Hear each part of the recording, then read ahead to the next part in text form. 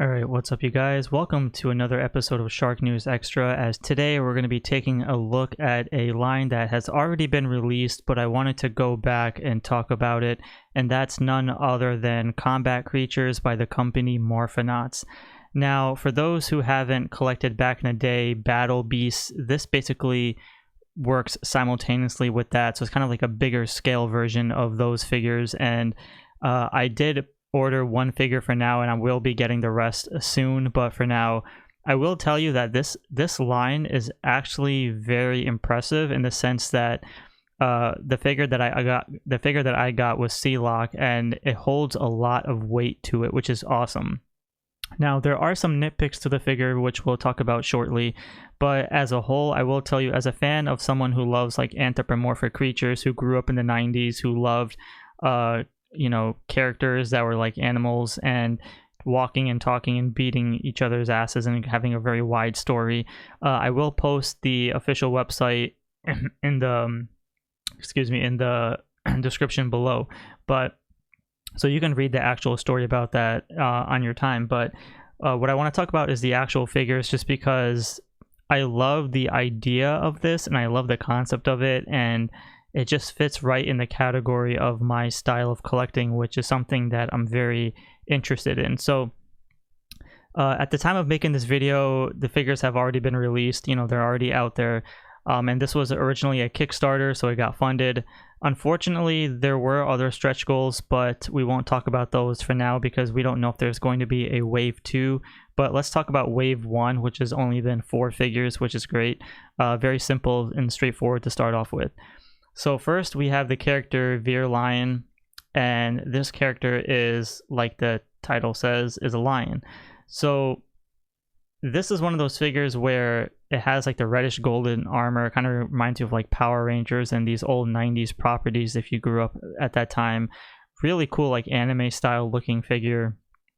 One of the things I will tell you about, like nitpicking wise, is just that they kind of have, aside from the original head sculpt, they kind of have more of a human-esque body, where I kind of would have preferred a little more, I don't know if I want to say detail, but kind of give you more attributes to showcase that it's a lion, because it's kind of like putting a lion head on a human body. So I think that's kind of the only setback for me personally, but as a whole, the figures do look incredible. I mean, you can just see how you can also interchange different parts of the armor pieces and give them different head sculpts and different weapons and all that crazy stuff. So it's a very nice welcoming addition into the line, and I do like the head sculpt of this figure. It does show like a fierceful leader, and there's a whole backstory to these figures on the website, so go ahead and check it out if you will. The link will be in the description below. But otherwise, yeah, I mean, they stand pretty well. I mean, some figures, even like I said, they have like a nice weight to it, so the fact that you can swap out different parts of the armor and kind of give them that like a, I guess you can say, armored version of the character, I think that just makes it so damn cool. So that is Virelion. Next we have a character named Lunar, and this one is pretty cool because I am a fan of wolves, and I like the person, whoever colored these figures, did a really great job, because I love how Virelion was more of like the golds and reds and oranges, whereas when you think of Lunar, now you have like a wolf that's grays and blues and yellows, some silvers. So what I like about this figure is that he has a lot of fur textured and sculpted onto the body, and you can see that some other intricate designs and stuff, and it does give you like that whole Power Rangers Megazord vibe, which is so damn cool. And the textures really do pop out on this figure, which I do like, and just looking at the alternate head sculpt and then the weapons, all that, it's so damn awesome. So I will, complete this line at some point, but for now, I'm happy to at least get these, or get one for the time being. But just looking at it, it's so cool. I mean, how can you not want to get this, especially if you grew up like loving anthropomorphic characters? This fits right in the alley of your collecting needs, and the design of it is still awesome. So you can see he does have like an alternate armored headpiece that you can swap out, and then the shoulder guards you can swap, basically remove pieces left and right, which is cool.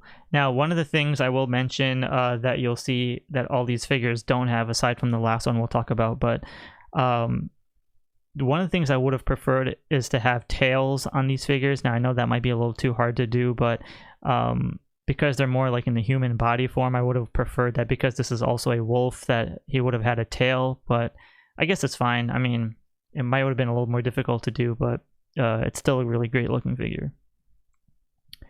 Next, we have Bruinskull, and this one is a bear.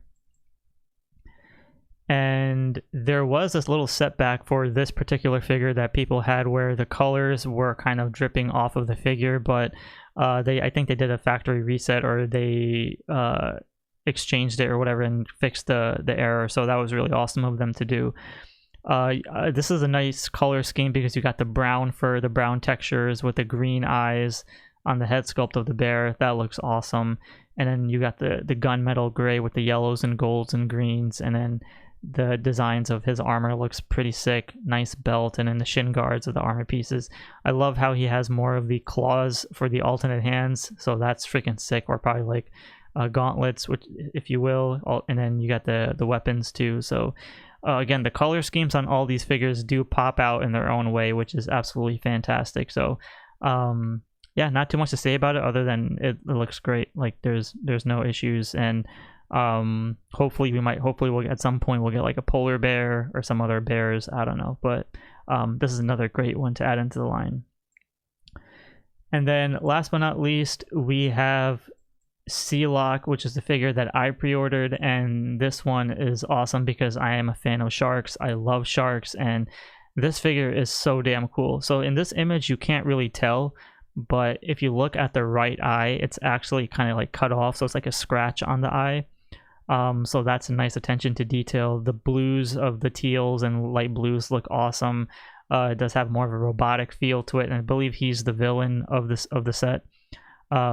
So one of the things that I wish that this figure had was like a shark's tail and fins on the back, which would have made it pop out a lot more. Like the gauntlets should have had some type of fins and stuff like that. So it's okay that they didn't. It's just to kind of give you more bang for your buck. It would have been great if they did. Otherwise, the additional like armor pieces of the shark head and different accessories to kind of interswap is great. And on top of that, he does come with a sword, which is really cool. Alternate hands. And I love how his body has, besides the muscle definition, you can see he has like the great white like skin tones of the grays and the whites, which really does make the figure pop, and the teeth look great as well, and just the overall design of it is so damn cool. So I like it. I own it. It's one of my favorite ones in my collection. It's so damn cool, and it's pretty heavy too, so that's one of the biggest upsides. Is it doesn't necessarily feel like a toy. It feels like a collector's item. It's heavy, but it's a nice action figure to add, and I believe it's like around the 6-7 inch scale. And the color schemes of the blues really does contrast as well against the grays, which I do like. So very impressive, and the head sculpt is sick. It's one of my favorites. So other than that, that was basically just wave 1. We have no indication about a wave 2 just yet, and there were some teases for upcoming figures if other stretch goals were met, but I don't think they were, unfortunately. But if you were to look at the entire group as a whole, this is what makes the line sick. Look at that.